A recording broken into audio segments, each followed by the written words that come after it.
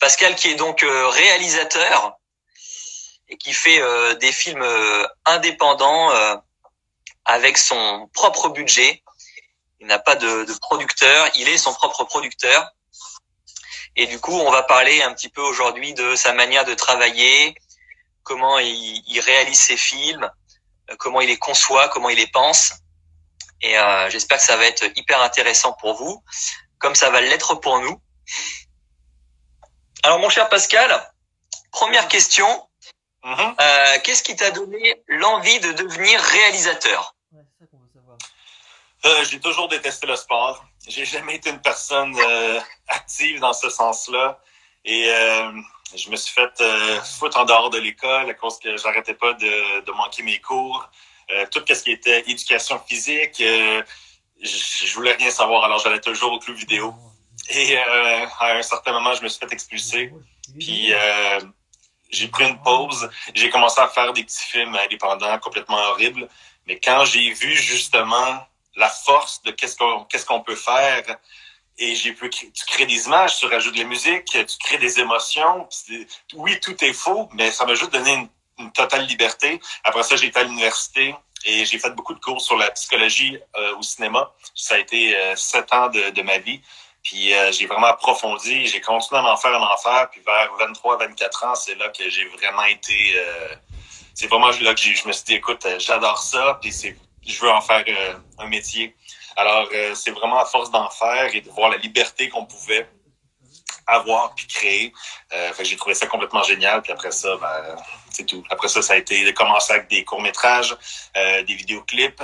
Et ça m'a pris un bon 12-13 ans avant de pouvoir avoir une confiance en moi pour dire je suis prêt pour aller faire des longs-métrages.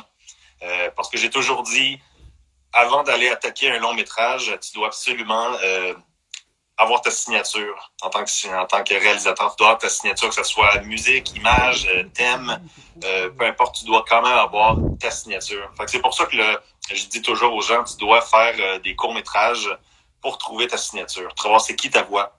Parce que si tu veux pas faire quelque chose de générique. Alors, c'était le point. Alors, je me suis dit, j'ai fait beaucoup de projets pour pratiquer, me planter. Et après ça, quand je me suis senti assez confiant, là, j'ai fait mon premier long métrage On the Horizon. Ok. Est-ce que tu as des réalisateurs qui t'inspirent au quotidien, ou quand tu travailles, ou quand tu écris, ou quand tu penses tes films? Pour vrai, j'y ai pensé l'autre fois, puis je trouve que ça a vraiment changé avec les années, dans le sens que quand tu commences dans ce métier, tu as énormément d'influence. Exemple, David Lynch, c'est mon réalisateur fétiche. Sinon, Michael Mann qui a fait Heat. Quand t'es jeune, où j'avais beaucoup de réalisateurs français, Melville ou Godard, ou t'avais tous ces réalisateurs-là, mais au-delà, plus que tu vieillis, puis plus que tu fais tes films, en tout cas pour moi, je trouve que j'oublie un peu ces influences-là. Ou dirait que quand tu commences, tu as une éponge, tu veux aller chercher des choses qui ressemblent à ces réalisateurs-là, mais plus que tu en fais, justement, tu réalises c'est quoi tes forces, tes faiblesses, et tu trouves vraiment ta voix. Et lentement, tu commences à mettre ces influences-là de côté pour vraiment donner une importance à qui t'es. Par exemple, quand je commençais mes films, sans regarder mes films, ça avait l'air des films de David Lynch, mais c'était de la merde. Et à force d'en faire, c'est que tu réalises, c'est pas moi. Oui, j'adore. Écoute, quand Lynch a sorti sa nouvelle série Twin Peaks, je les écoute en rafale parce que c'est mon réalisateur fétiche. Mais c'est important de comprendre, oui, tu as des influences, mais en même temps de pas essayer de copier et de vraiment trouver qu'est-ce qui représente vraiment toi en tant que cinéaste. Alors, pour les gens qui te connaissent pas, je le disais en introduction, tu écris, tu réalises, tu montes, tu étalonnes toi-même tes propres films. C'est une volonté de ta part de faire tout par toi-même, une envie, ou bien est-ce que tu ne trouvais pas de producteur que tu as pris la décision de te lancer sans eux? Non, j'ai toujours, de base, je suis une personne extrêmement solitaire. Présentement, on est dans mon bureau, dans le sous-sol. Je suis toujours renfermé. Et quand c'est le temps d'être sociable, je prends le temps. Mais sinon, je suis une personne extrêmement solitaire. J'adore la solitude. Et quand j'ai commencé à faire des films, j'étais seul. Je faisais tout de A à Z, plus le son. Et j'ai jamais eu pas l'envie, mais ça a juste pas donné que j'avais des gens près de moi. Alors, j'ai continué à faire des longs métrages, des courts métrages, des vidéoclips, mais je faisais tout le temps tout seul. Pas parce que je voulais pas avoir des gens près de moi, c'est juste que je trouvais que ça allait aller beaucoup plus vite. J'avais pas besoin de dépendre des gens.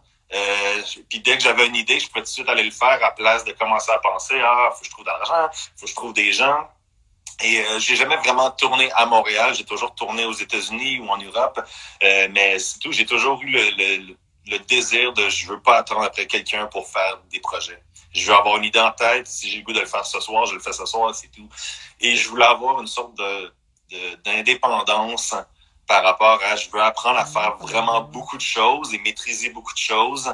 Comme ça, quand c'est le temps de faire des plus gros films, ben je sais que ça va coûter moins de sous.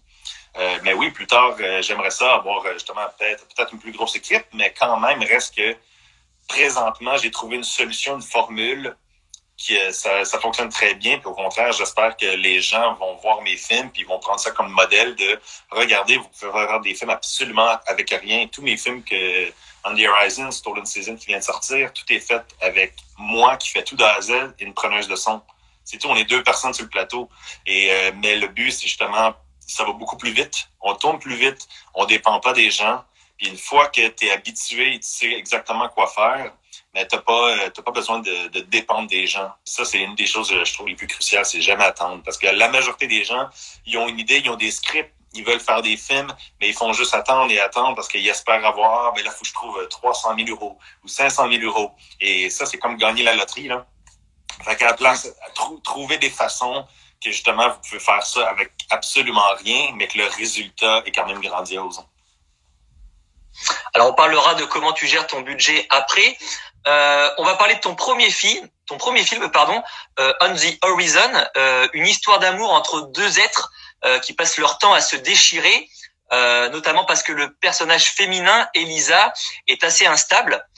D'où te vient l'idée de cette histoire? Elle est tirée d'une histoire personnelle ou elle est totalement fictive? C'est un mélange de tout, mais principalement, c'était basé sur ma vie.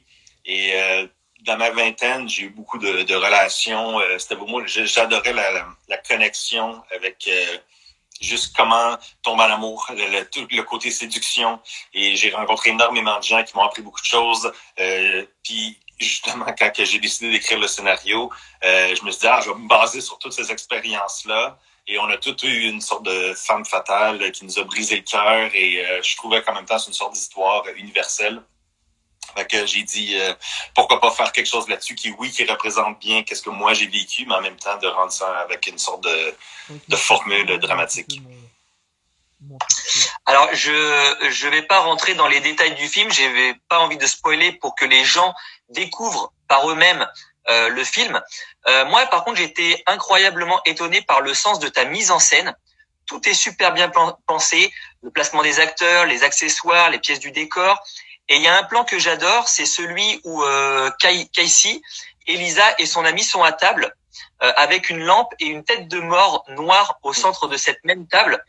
C'est une scène qui est forte en symbolisme. Et je sais que tu m'as dit que c'était quand même une scène clé du film. Comment tu l'as pensé et réfléchi, cette scène importante? Mais je voulais avoir une scène dans le film où les 3 personnages un peu principaux viennent un peu clasher. Ils viennent un peu se prendre tête. Et je voulais avoir une sorte de voici le moment où c'est le message du film. Mais quand je cherchais les lieux, je cherchais un appartement où on pouvait faire cette scène-là. Puis le film était tourné à Salt Lake City. Et je voulais avoir une sorte de lieu où il y avait ce petit côté dark, un petit peu gothique. Et j'ai vu cet appartement-là, il y avait beaucoup de symbolique de mort. Et là, je me disais, je trouve ça quand même intéressant que, dans le fond, la relation entre Casey et Elisa dans le film, c'est un peu un rêve qui est mort, dans le sens qu'il essaie de réallumer une flamme qui n'existe plus depuis longtemps, puis sont comme incapables de se rendre à l'évidence que c'est complètement terminé. Alors, je trouvais ça intéressant que dans la moitié du film, environ, quand il y a cette grosse scène à la table, mais qu'on montre justement que par symbolique, que la mort de cet amour-là est tout le temps là en train de les entourer, sont juste aveugles, qui sont pas capables d'y faire face. Fait que je trouvais ça quand même intéressant de mettre une tête de mort en plein milieu. Il y a également une autre séquence sublime qu'on peut voir dans la bande-annonce. C'est celle où Casey et Elissa traversent ce désert blanc en moto. Cette scène, elle a été tournée où? Parce que c'est la première fois que je vois un décor naturel aussi beau. Et parle-nous un peu des coulisses de cette incroyable scène, parce que tu m'as raconté un petit truc, une petite anecdote qui était assez marrante. Ouais, le film, dans le fond, pour Run the Horizon a été fait à Salt Lake City, aux États-Unis, et une partie a été faite en France. Et cette partie-là, dans le fond du désert, c'est ça que je voulais faire, c'est que je voulais montrer, ce film-là représente le road trip, le rêve d'une sorte de relation complètement toxique. Alors, je voulais que justement tout soit absolument fantastique, les lieux soient grandioses, la musique, les motos, le désert blanc, tout est vraiment rêveur, mais dès que c'est le temps de communiquer, il y a tout le temps ce nuage, cette engueulade, cette noirceur-là dans cette relation-là qui vient toujours prendre le dessus. Fait que ça, oui, ça a été tourné à Salt Lake City. T'as la ville Salt Lake City et environ 2 heures de route, un gros désert blanc sur le Bonneville Flat, que ça s'appelle. C'est un désert de sel. Et qu'est-ce qui est intéressant dans cette scène-là, c'est que des fois, quand tu prépares un film, tu peux avoir une idée de qu'est-ce que tu veux. Tu peux avoir, j'ai fait je fais pas vraiment de storyboard, mes plans. J'avais juste écrit, exemple, un découpage vite, un close-up, un plan large. Et quand que je suis arrivé, au loin, il y avait vraiment au début, il faisait super beau. On fait nos shots de moto. On a pris peut-être 20 minutes pour faire cette scène-là. Et après ça, une fois que j'ai terminé ça, je vois un gros nuage au loin. Le ciel commence à venir vraiment gris. Et je me suis dit, j'ai aucune chance de faire tous mes plans avec la grosse scène d'engueulade. Et je me suis dit, écoute, on laisse tomber tout ça. Puis on va faire juste, je veux que ce soit un plan séquence. Alors, on a tout fait ça en plan séquence. La caméra shakeait. On a tout fait ça sur une grosse scène de 3 minutes, 4 minutes, 5 minutes. Et je l'ai fait peut-être 2 fois. J'ai eu le temps de le faire 2 fois. Il y a la seconde qu'on a terminé. Le ciel a tombé du sel. C'était vraiment une pluie de sel. Et c'était des gros grains tellement gros. Je saignais un peu partout. Ça frappait. C'était ridicule. Et le point était que des fois, c'est correct de juste sortir de notre zone de confort, essayer de faire quelque chose de complètement différent, puis pas de pas suivre toujours un plan. Parce que si j'avais suivi le plan, j'aurais jamais pu finir ma séquence. Et je trouve que cette scène-là, en plan séquence, est beaucoup plus forte que si ça avait eu un découpage normal. Parce que justement, les acteurs peuvent vraiment y aller. Ils se laissaient aller dans l'émotion. Et c'était beaucoup plus vivant pour les autres. Mais ouais, c'est une séquence super belle. Mais c'était super intéressant de voir l'aspect de la nature, à quel point que ça change en une fraction de seconde. Et je crois savoir que tu tenais ta caméra debout sur une voiture pour Oui, tout le monde me dit « Ah, t'as-tu filmé ça avec des drones? » Parce qu'il y a un gros plan où la caméra flotte sur le désert blanc. Puis non, le monde dit « Ah, tu as une grosse équipe? T'avais des drones? » Non, j'étais debout avec mes caméras sur un Jeep. On était debout et il fallait que je le tienne, il fallait que j'essaie d'être le plus stable possible, puis ça a super bien sorti. Et même moi, quand je l'ai tourné, je me suis dit, il n'y a aucune chance que ça fonctionne, mais ça a fonctionné. Alors, je parlais de décor naturel. Comment tu arrives à capter aussi bien l'environnement dans lequel tu tournes? Parce que les plans dans les décors naturels sont juste incroyables, quoi. Mais comme je t'ai dit, dans le fond, j'ai toujours le but, justement, si tu veux faire un film avec rien ou un petit budget, tu dois utiliser des lieux qui sont magnifiques, mais qui coûtent rien. Aller shooter dans le désert, j'ai demandé les permissions, ça m'a coûté $100 et j'ai eu mon petit permis et c'est tout. Fait pour $100, j'avais le plus beau lieu, que ça a l'air majestique. Alors, le but, depuis que je fais ça depuis 15-20 ans, je me suis toujours dit, j'adore tourner à lumière naturelle. J'adore que ça soit justement rapide et le tout soit très vrai. Alors, tous mes films, j'ai toujours adoré shooter dans des champs, dans des déserts ou des choses comme ça parce que c'est beau, c'est majestique, mais en même temps, ça a l'air grandiose comme si tu avais un gros budget, même si tu ne l'as pas. Fait que c'est d'apprendre vraiment avec toutes ces années-là comment tourner avec la lumière naturelle. Pour moi, mon meilleur ami, c'est le soleil. Le soleil, une fois qu'il y a une belle lumière, ça va faire briller les couleurs. Puis ça, c'est juste l'expérience, dans le fond, de vraiment bien savoir quoi shooter, comment utiliser la lumière naturelle. Mais surtout, c'est toujours d'avoir des lieux où ce que tu sais que visuellement, ça va être grandiose. Et en tant que réalisateur, tu dois te demander, quand tu regardes ces lieux-là, est-ce que tu fais « wow », est-ce que c'est emmerdant? Est-ce que c'est le but? Il faut que tu aies un œil stylisé. Et une de mes forces, justement, c'est rendre le tout beau naturellement. Et quand j'ai appris de ce film-là à l'autre film, on va en parler, pour moi, c'était vraiment l'évolution dans l'écriture. Mais pour le visuel, pour Andy Rison, c'est magnifique. Je suis extrêmement fier, mais le but, je savais que je voulais avoir des lieux qui soient absolument majestueux, comme exemple l'intro du film où ça se passe dans les canyons avec la voiture. C'était magnifique, mais tout ça, c'était comme, j'ai tourné ça peut-être en 1 heure, 2 heures, toute l'intro. Mais les lieux étaient tellement beaux, tu peux pas te tromper. Fait que dès que tu as des lieux si grandioses, si t'es pas capable de rendre quelque chose de magnifique à travers ça, ben t'es vraiment pas bon parce que c'est impossible à manquer. Et à part cette pluie de sel qu'il y a eu dans le désert, est-ce que tu as rencontré d'autres difficultés au niveau météorologique pendant le tournage? Non, pour vrai, j'ai été vraiment chanceux. À date, je frappe sur du bois, mais j'ai été vraiment chanceux. Pour vrai, j'ai toujours un peu la chance que la nature est là au bon moment pour créer, exemple, sans dire la fin du film, mais toute la scène de désert a été filmée au même moment. J'ai shooté plusieurs scènes dans le désert et j'ai utilisé justement la tempête qui arrive. J'ai utilisé ça absolument bien fité ou représenté pour cette scène d'engalade dans le désert blanc. Et après ça, quand on revient vers la fin, la température a complètement changé, que ça a l'air d'une autre journée, mais non, c'était exactement fait.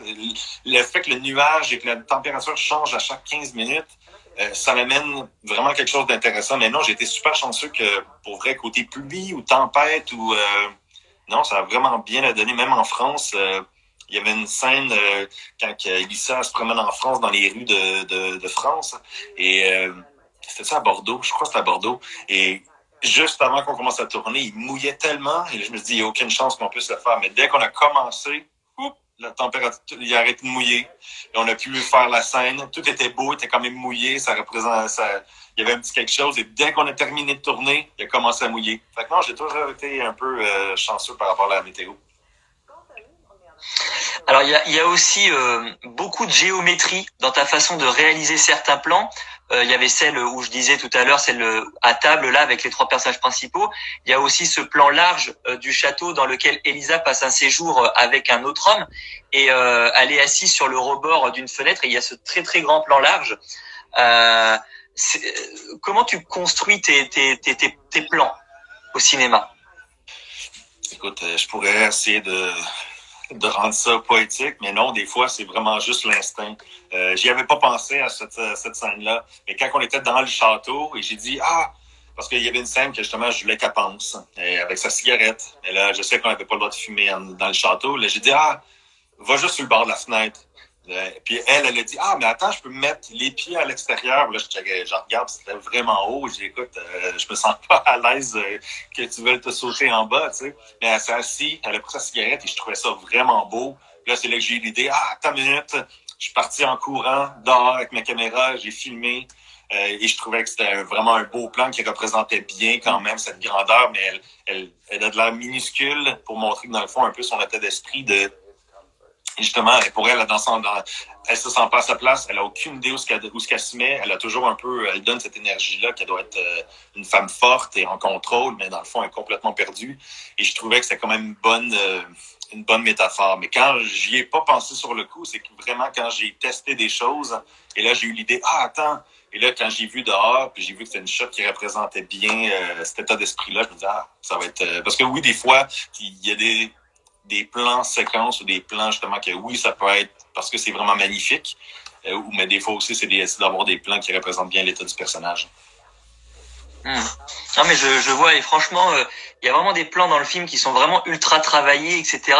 Même au niveau des accessoires, du décor, tout est vraiment bien pensé. Ça aussi, les accessoires, c'est important. Tu les places au bon endroit, etc. Tu le réfléchis ça aussi ou c'est vraiment de l'instinct? Je dirais c'est 50-50 dans l'exemple des taille-cons, mais les cigarettes. Les cigarettes de Casey et les cigarettes d'Elissa, parce que les deux fumaient dans la vraie vie. Mais j'ai dit, quand je les ai vus, je dis, je veux pas que ça soit 2 cigarettes blanches. Fait que là, j'ai cherché en ligne pour avoir des cigarettes noires. Juste pour montrer que dans le fond, ils sont toujours à l'opposé. Peu importe quoi, ils sont toujours à l'opposé.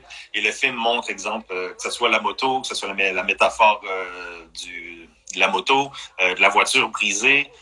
Ça, oui, c'est pensé. Mais après ça, il y a certains détails que tu laisses juste, exemple, la nature, comme on a expliqué, ça, c'était vraiment par hasard. Tu peux pas contrôler ça. Alors, tu dois t'adapter puis changer l'histoire par rapport à ce qu'on voit. Mais oui, exemple, je voulais montrer que par petits exemples, par des métaphores, des objets, que ouais, on peut avoir justement des différences. Exemple, la cigarette, lui, il a la cigarette blanche, elle a la cigarette noire.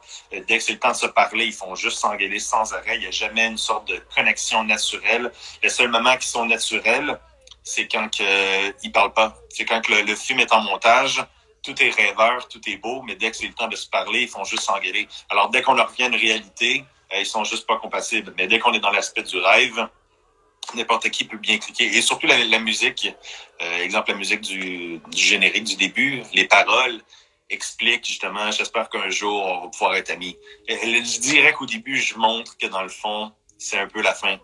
Alors, tous ces détails-là, c'était bien pensé. Oui, j'avais le droit d'avoir cette musique-là, mais en même temps, les paroles, quand je les écoutais, ça marchait totalement. Même chose plus tard dans le film, quand Casey est avec la fille Christine, et c'est en slow motion, puis ils s'embrassent.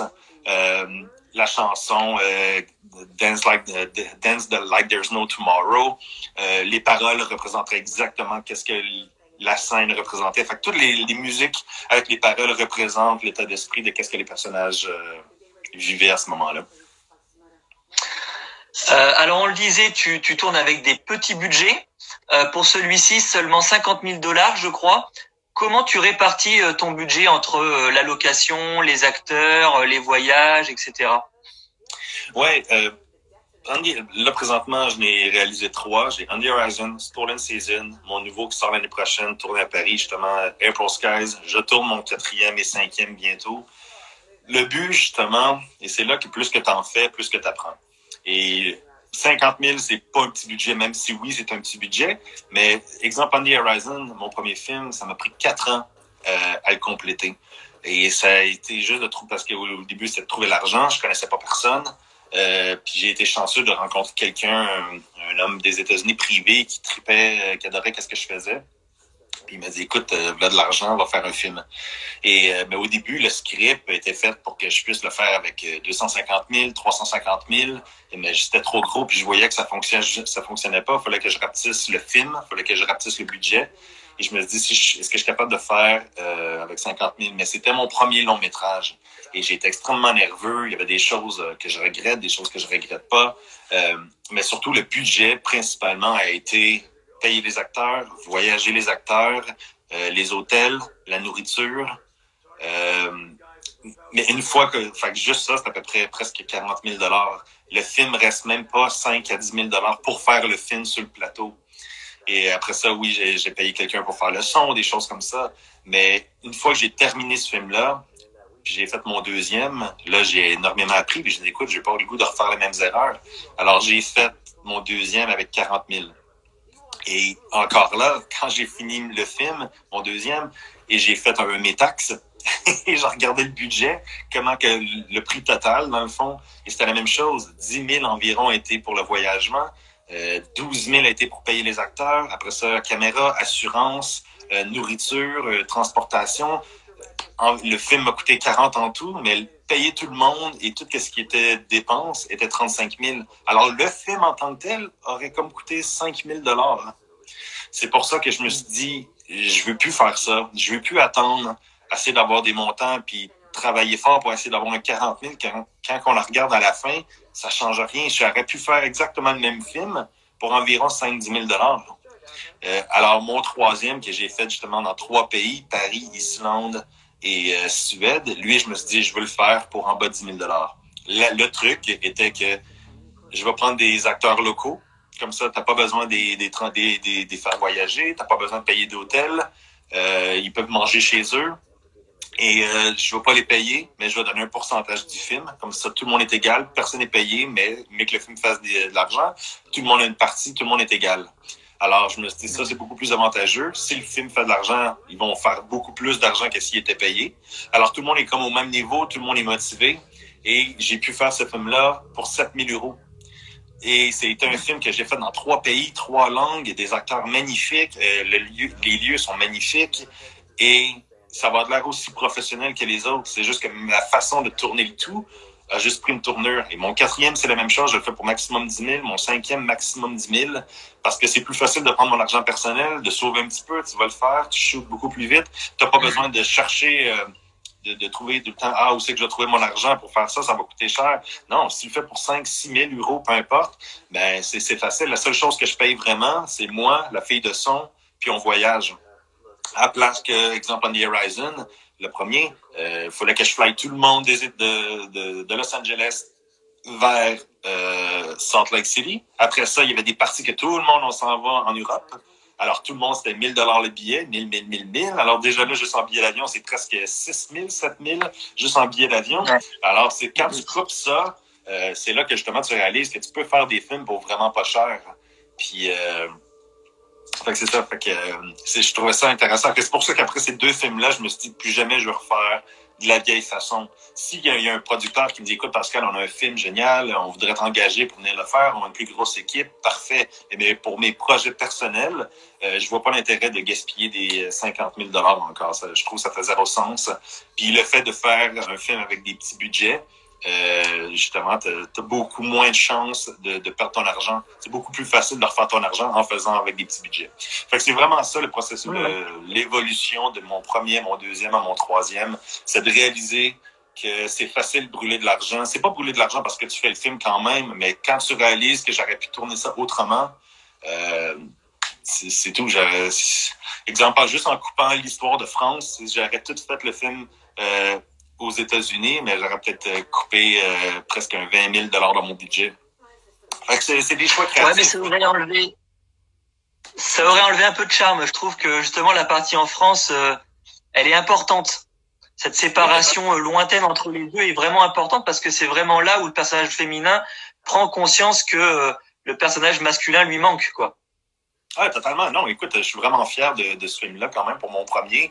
Faire ça avec 2 personnes, puis avoir ce résultat-là, je suis extrêmement fier. Même chose pour mon deuxième. Ça prend énormément de passion, de détermination pour être capable de faire ça avec 2 personnes. Ça semble facile, mais non, juste faire les budgets, que ce soit trouver les costumes, trouver les acteurs, préparer les acteurs, tout préparer les lieux.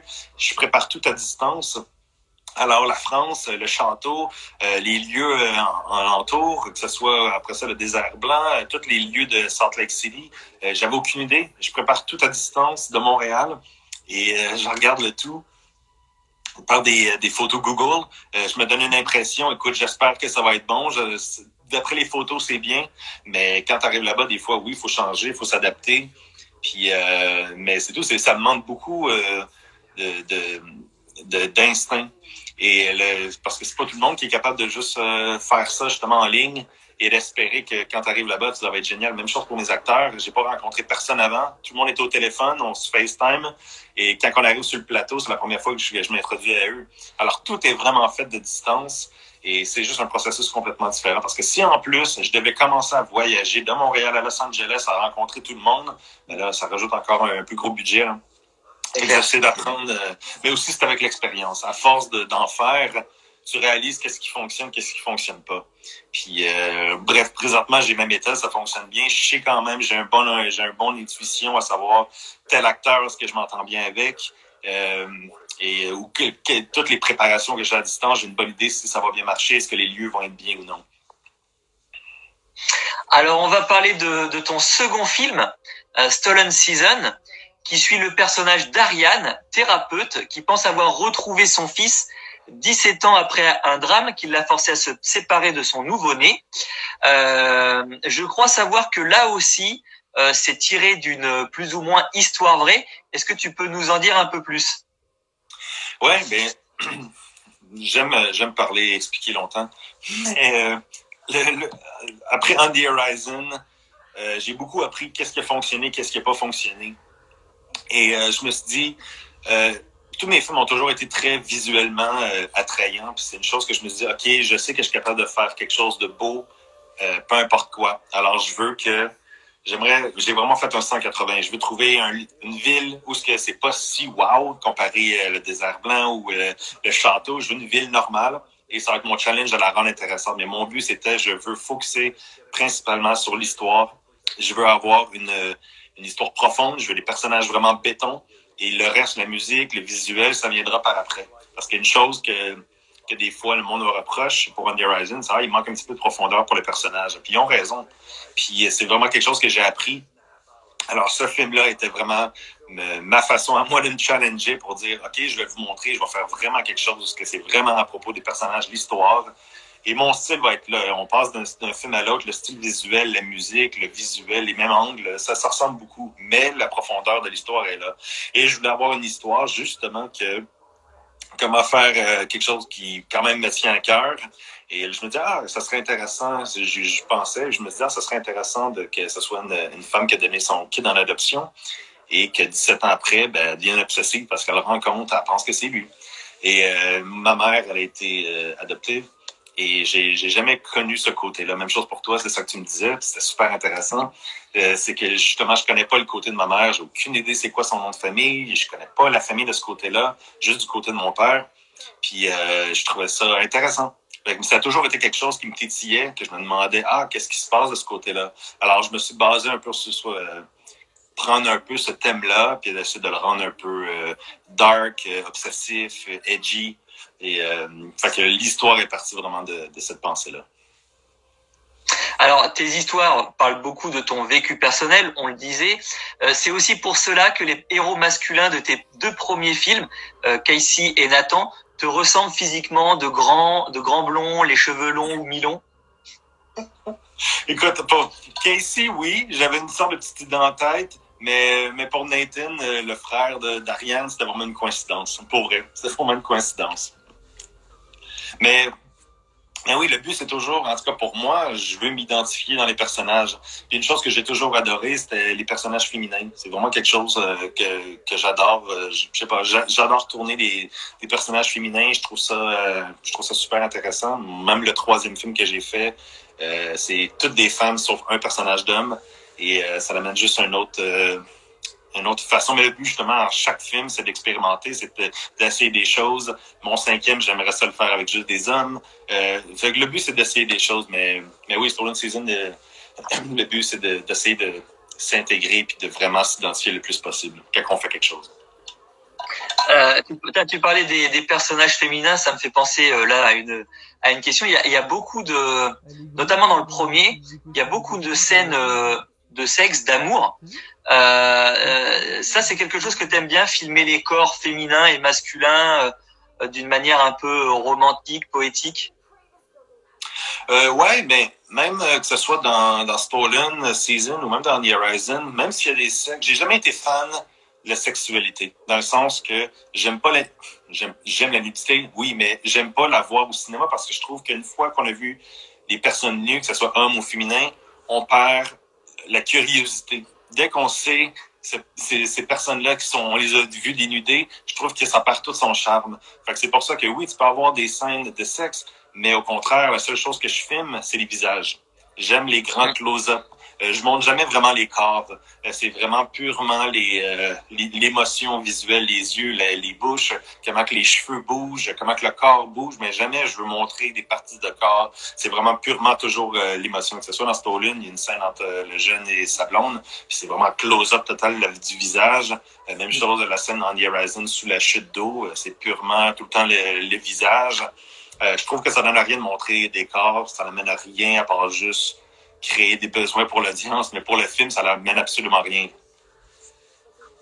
Oui, c'est vrai que tout est suggéré, mais jamais vraiment montré. C'est aussi une qualité que j'ai appréciée dans les deux films. Ouais, C'était une nouvelle façon de voir les choses et c'est vrai que ça m'a interpellé parce que c'est vrai que dans beaucoup de films on voit toujours les seins, les fesses, etc. Et toi tu filmes vraiment vraiment comme tu disais les visages, un peu les corps, mais vraiment de façon très suggérée quoi. Ouais, parce que c'est très facile de tourner dans le osé. ou dans le non placé, mais je trouve que ça n'amène absolument rien. Puis je trouve en même temps ça montre un respect envers les acteurs. Parce que, bref, il y en a qui peuvent avoir des complexes ou des choses comme ça. Donc, le but pour moi, c'est vraiment de montrer, c'est l'émotion visuelle. Pour moi, c'est ça, c'est là que l'émotion, le film se passe. C'est dans le regard, c'est comment que l'émotion se parle entre visage et visage. Donc, je trouvais ça plus intéressant. Et c'est réussi. Alors, tu l'avais évoqué au début, ce film, il est très différent de ton premier. On the Horizon était très stylisé, tandis que le second est davantage axé sur la dramaturgie des personnages, sur leurs émotions. Ce changement de ton entre les deux films, il était voulu dès le départ? Oui, comme je t'ai dit, dans le fond, je voulais vraiment montrer que j'étais capable de focuser sur des histoires, que j'étais capable de compter des histoires. Parce que toute ma carrière depuis 15 ans, j'ai toujours été focusé sur le visuel. Oui, il y avait les histoires, mais le visuel prenait toujours l'ampleur, prenait toujours le premier plan. Ça a été quelque chose que pendant plusieurs temps, je me suis fait critiquer. Alors, je me suis dit, je vais leur montrer que je suis capable de faire vraiment une histoire, que c'est vraiment des personnages béton, des acteurs béton, pas de mannequins, juste des acteurs. Et que je suis capable de vraiment de pousser mon écriture. Puis ce film-là, je trouve que c'est la représentation, une évolution de mon travail, et puis je suis extrêmement fier. Puis le but, c'était vraiment de montrer cette évolution-là, justement, pour vraiment montrer que je suis capable d'écrire des personnages et pas juste focuser sur le visuel. Le visuel viendra en troisième ou quatrième place, mais le but premier, c'était de trouver, premièrement, l'actrice Ariane, comment trouver cette actrice-là qui va bien montrer ce personnage compliqué, qui est pas si aimable. Elle ment, elle manipule. En même temps, on doit comprendre qu'est-ce qu'elle fait. On doit comprendre tous ses problèmes pour qu'on soit quand même attaché à elle. Alors, trouver cette personnage-là qui soit si fort, ça a pris beaucoup de temps, mais quand je l'ai trouvée, elle, c'était complètement de ma zone de confort. Mais écoute, pour moi, c'est une des meilleures actrices que j'ai travaillé avec. Elle est juste top. Puis je crois que justement, oui, ce film-là, c'est vraiment pour moi l'exemple parfait de hockey focusé juste sur l'histoire. Justement, tu vois, t'as anticipé ma question parce que j'allais te dire que dans ce deuxième-là, le jeu des acteurs est vraiment plus poussé que dans le premier, même si dans le premier, ils font d'excellentes performances. Mais là, on sent vraiment que il y a une justesse, quoi. Il y a une justesse dans la dramaturgie qui est incroyable, notamment comme tu disais, l'actrice qui joue Ariane, elle est extraordinaire. Vraiment, elle est bouleversante. Oui, puis c'est un seul point. Si tu peux pas t'attacher à elle, le film marche pas. Tu vas perdre 1 heure et demie de ta vie. Et c'était une des choses, parce que l'actrice que j'avais découvert en premier, c'était un peu dans ma zone de confort. Elle ressemblait un petit peu à Elisa dans The Horizon, très mystérieuse, foncée. Mais quand j'ai vu Ariane, l'actrice qui joue Abby, quand j'ai vu elle, j'ai fait wow, elle est complètement différente de ce que j'ai déjà shooté avant. Elle amène quelque chose de si différent. Dès que j'ai vu son audition, j'étais complètement focusé sur elle. Elle a emmené quelque chose de gracieux, de vrai, de noir. Et quand je l'ai vu, j'ai dit, écoute, c'est toi. Puis au contraire, même après ça, c'était de trouver un frère qui clique bien avec elle, de trouver le petit gars en moto qui représente, que tout le monde clique bien ensemble. Et c'est la même chose pour le petit gars. C'est facile d'aller dans le cliché. Je veux être vraiment un cool guy avec ma moto. Et non, au contraire, je voulais vraiment avoir un adolescent qui est extrêmement charmant, mais naturel, qu'on puisse aussi comprendre sa misère et sa peine. Mais oui, non, ce film-là, c'était vraiment l'exercice parfait de je me fous tout, je veux juste vraiment focuser sur l'acting. Mais après ça, une fois que j'ai goûté à ça, j'ai vu, wow, quand t'écris vraiment une belle histoire, puis t'as des bons acteurs, ça change tout. Après ça, j'ai amené ça dans mon troisième. J'ai vraiment comme allumé. J'étais un peu slow à comprendre, mais une fois que j'ai compris ça, puis je l'ai emmené à mon troisième, ou même le script que j'ai écrit pour mon quatrième, j'amène tous ces éléments-là. Maintenant, c'est vraiment histoire, puis tu deviens juste meilleur. Et justement, comment tu les castes tes acteurs? Est-ce que tu fais ça dans un espèce de studio, chez toi? Comment ça se passe? Comme qu'on fait là présentement. C'est vraiment, je les trouve, on se parle comme ça à distance parce qu'exemple, Abby, l'actrice qui joue Ariane, elle est à New York, le petit gars, lui, est à Los Angeles, les autres acteurs sont à Los Angeles. Je peux pas me permettre de commencer à voyager partout Ça coûterait Ah juste ouais. trop cher.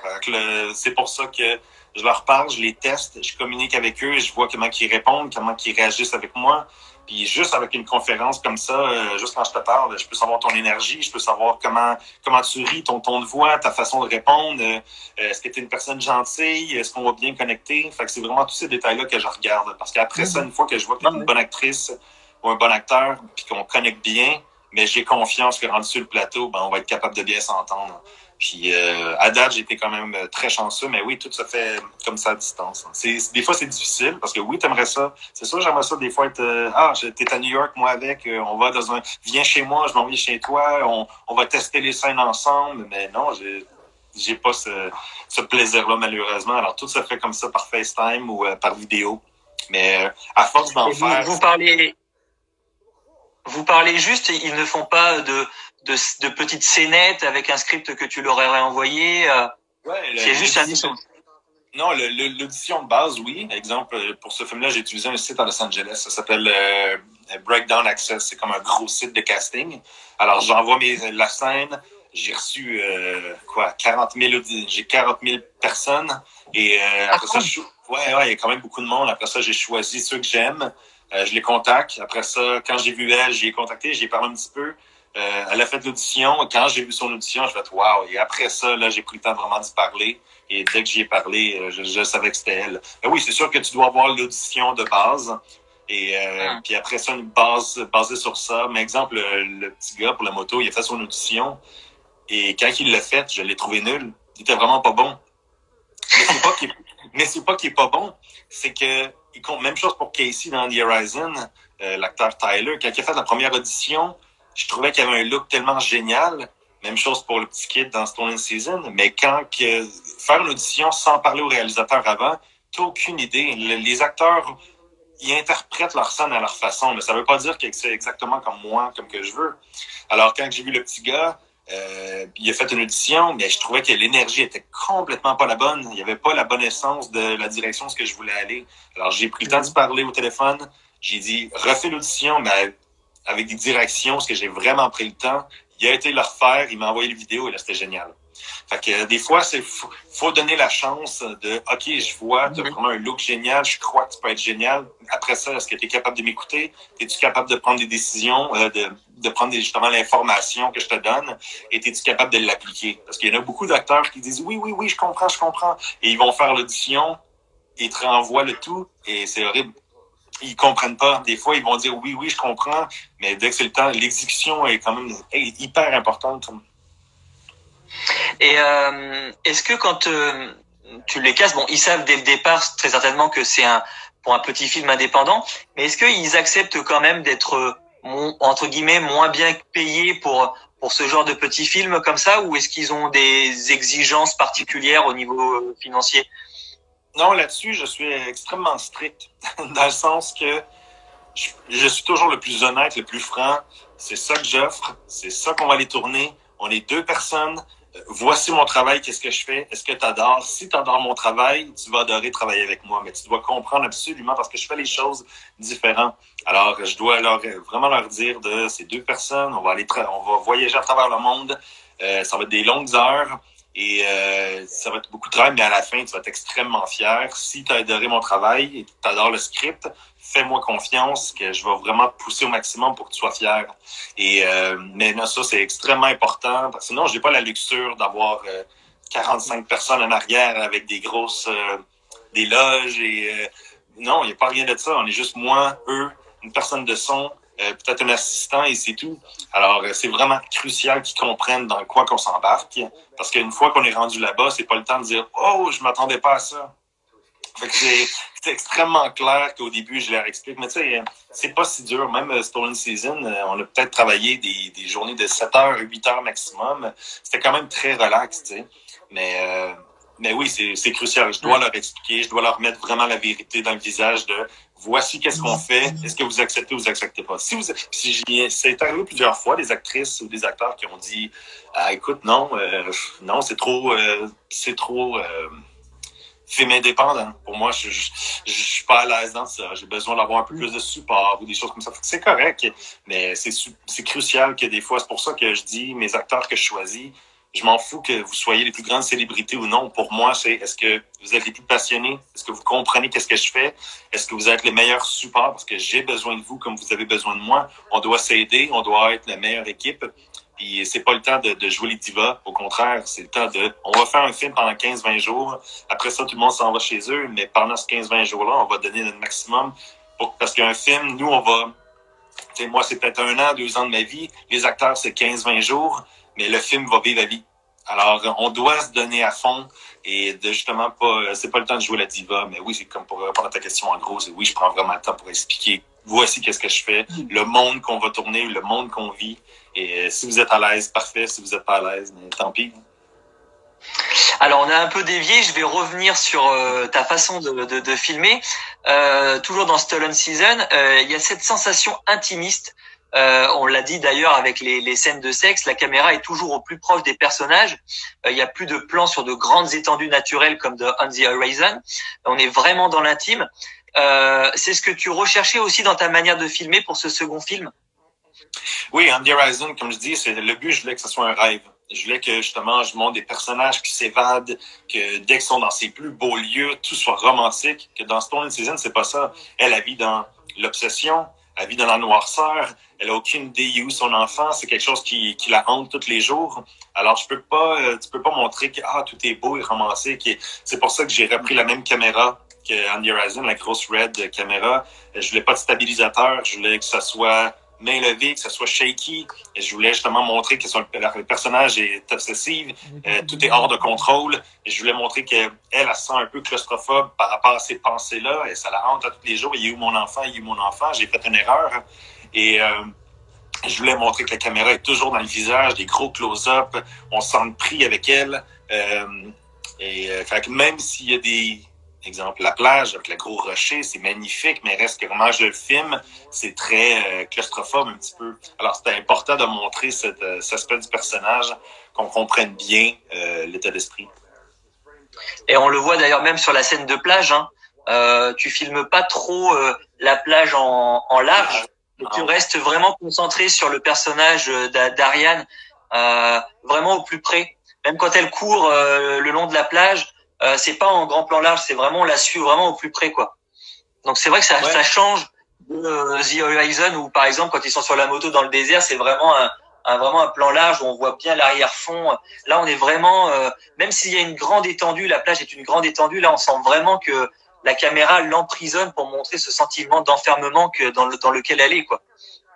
Oui, exactement. Puis c'était encore là, c'était un petit peu j'avais un plan d'attaque quand j'ai commencé le film et parce que je voulais que ce soit mon film très classique, mais puis un des petits détails aussi, c'est après On the Horizon, j'ai un petit peu perdu l'amour du cinéma. C'était tellement un 4 ans lourd.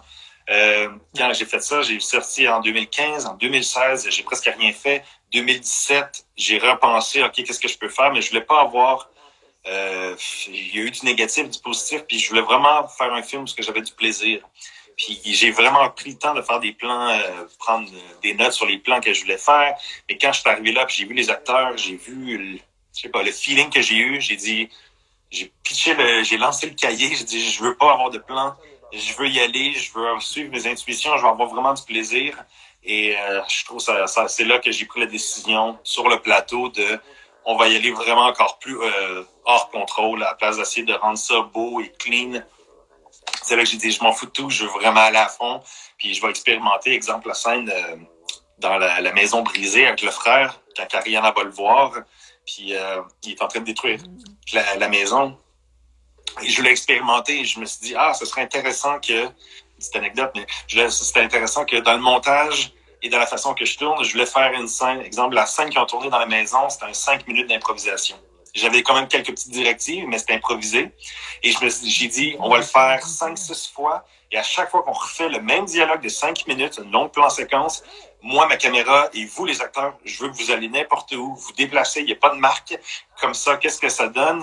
Ça donne qu'il y a une conversation, parce qu'ils savent quoi dire quand même. Alors, il y a une conversation linéaire, mais dans le montage, les acteurs sont partout. Il y a une phrase qui sont ici, l'autre phrase est rendue là, l'autre phrase est rendue en arrière, mais la conversation est droite, mais le montage est complètement fait que tout est un peu désorienté pour montrer encore là qu'ils sont un petit peu une relation toxique, où que même si c'est un moment qui serait supposé d'être beau et un rapprochement, il y a une déconstruction complète dans leur connexion. Fait que je voulais expérimenter avec ça. Puis ça, c'était pas prévu, mais quand j'ai vu la maison, j'ai eu l'idée, je dis écoute, go, pendant que vous faites votre scène, allez n'importe où, n'importe quelle direction, et au montage, je vais recréer une direction avec ça, mais je trouve que ça va être intéressant de sentir un peu cette désorientation pour montrer qu'il y a quelque chose de louche dans votre relation. D'accord. Avant de nous quitter, est-ce que j'ai une question d'ailleurs. Je viens d'y penser là. Combien ça te parce que comme tu fais tout seul, combien de temps ça te prend pour monter, étalonner, mettre la musique, faire le mixage son.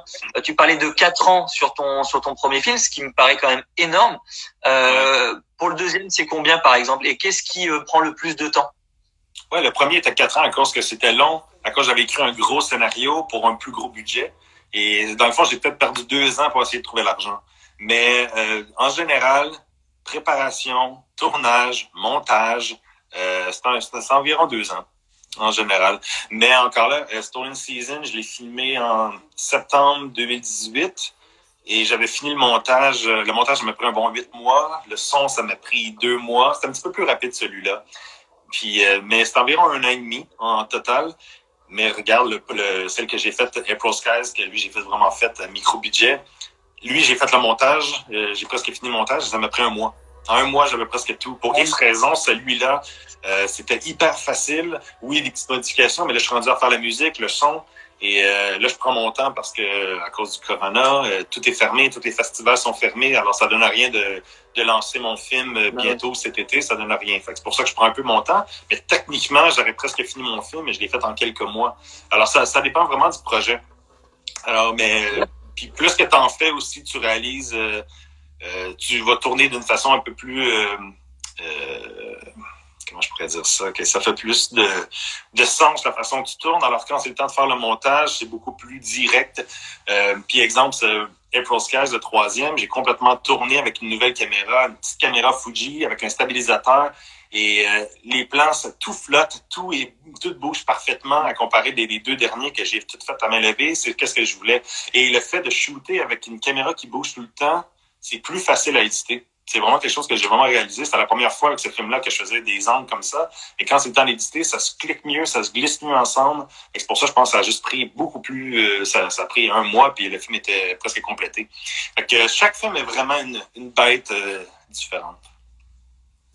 Alors justement, avant de nous quitter, est-ce que tu peux nous parler un petit peu de ton troisième film et de tes projets futurs? Ouais, fait que c'est ça. L'année prochaine, je vais sortir April Skies. Ça a été mon film, dans le fond, qu'après Stolen Season, quelques mois après, j'étais déjà en train de tourner. Puis ce film-là, c'est un film que je me suis dit, je me fous de tout, je me fous des critiques, et je veux juste avoir du plaisir, faire un film à moi où ce que j'ai du plaisir. Alors je me suis dit, ça serait intéressant de faire un film dans 3 pays, France, Suède, Islande, 3 langues, 3 histoires de 30 minutes, tout interconnecté, puis ça fasse un long métrage. Alors, c'est 3 histoires de 30 minutes qui est tout interconnecté avec connecté à un personnage principal. Et j'ai shooté en islandais, en suédois, en français. Et juste ça, c'était super intéressant. Ça l'amène quelque chose de totalement différent. Et avec ça, j'ai vraiment eu un plaisir complètement fou. Et après ça, là, justement, j'étais supposé de tourner mon 4e, mais là, à cause du virus, c'est un peu la merde. Mais mon 4e, ça s'appelle A Night Without Tears. Et cela, je crois que je vais le faire en Espagne. J'aurais le goût de le faire en espagnol.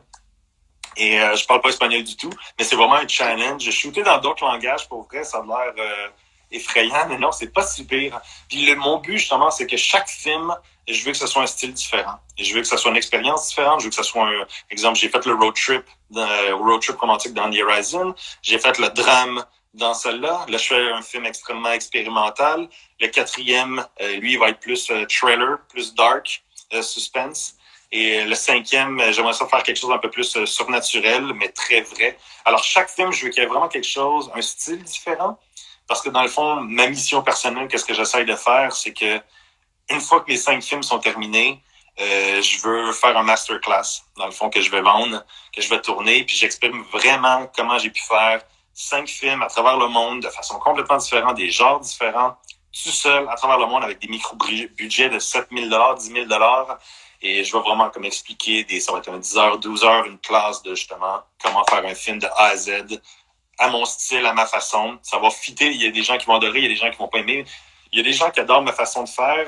Il y a des gens qui aiment pas ça, que c'est pas pour eux autres. Mais mon point est de montrer quand même, il y a des façons de faire des films maintenant. C'est d'arrêter de penser à la façon traditionnelle, qu'il y a juste une voie pour faire des films. Au contraire, il y a tellement de façons. Il faut juste arrêter de penser à l'argent sans arrêt. Et justement, toi, tu penses quoi des petits réalisateurs qui ont commencé comme toi de façon indépendante et qui se retrouvent à faire des blockbusters avec des budgets à 250 millions de dollars et qui parfois se plantent. Bon, pourrais prendre l'exemple de Zack Snyder qui est excellent. Alors, il a fait des bons blockbusters, mais on sent que parfois, son travail, il est quand même très formaté. Je pense avec Justice League, par exemple, où franchement, on sent qu'il est perdu, quoi. Alors qu'il est bien meilleur quand il réalise des films avec des petits budgets, quoi. Ouais, ben je pense que justement, c'est ça. Plus que le budget est gros, plus que tu vas perdre de liberté. Et plus que justement le budget est petit, les studios ils vont te donner un peu plus de liberté pour te dire, écoutez, le budget, on s'en fout. Tu vas avoir le final cut. Tu vas prendre les décisions que vous voulez. Et une fois que tu as cette liberté-là, je crois que n'importe quel réalisateur va avoir du plaisir beaucoup plus que si c'est un gros budget à 250 millions. Mais c'est la même chose, le monde m'a dit à moi. Est-ce que tu aimerais ça justement faire quelque chose de plus gros? Oui, j'aimerais ça, mais je verrais pas le plaisir de faire quelque chose de plus gros si je sens pas que je peux emmener ma voix, que je peux pas avoir une sorte un contrôle créatif. Si je peux l'avoir, oui, ça va me faire plaisir, mais si je l'ai pas, à part pour l'argent, je vois pas vraiment l'avantage. C'est pour ça que présentement, qu'est-ce que je fais? J'ai complètement carte blanche, je peux faire totalement qu'est-ce que je veux. Et là, présentement, je suis en train de montrer une sorte de portfolio de voici mes 5 films que j'ai fait complètement différents d'un de l'autre. Regardez qu'est-ce qu'on peut faire avec un petit budget. Un film, c'est une chose. 2 films, ok, c'est pas si pire. Mais là, j'ai 3, 4. Quand t'es rendu à 5, t'es capable d'être pris vraiment au sérieux, de regarder ça fonctionne de sa façon. Et puis après ça, je verrai qu'est-ce qui va arriver. Mais je suis toujours ouvert à n'importe quoi. Faut pas juste faire des choses des fois pour l'argent. Parce que présentement, mes films que je fais là, je le fais pas pour l'argent, je fais zéro. Mais présentement, je me crée comme une sorte de portfolio. Il y a beaucoup de gens à travers le monde qui aiment qu'est-ce que je fais. Fait que c'est ça que je fais présentement, juste essayer justement d'agrandir mon catalogue, puis de faire des choses, puis d'expérimenter, puis de montrer que je suis capable de faire plein de choses de façon différente. Bien, merci. Pour cette petite masterclass en visioconférence, Pascal. Oh là là, c'était super sympa. Visioconférence. Très intéressant. J'ai appris plein de choses. Je vais remettre la masterclass sur YouTube. Et puis, je mettrai un lien pour que les gens puissent aller voir tes films. Merci beaucoup encore. Et puis, à très bientôt. Bye. Salut. Pascal, bye. Merci encore. Salut.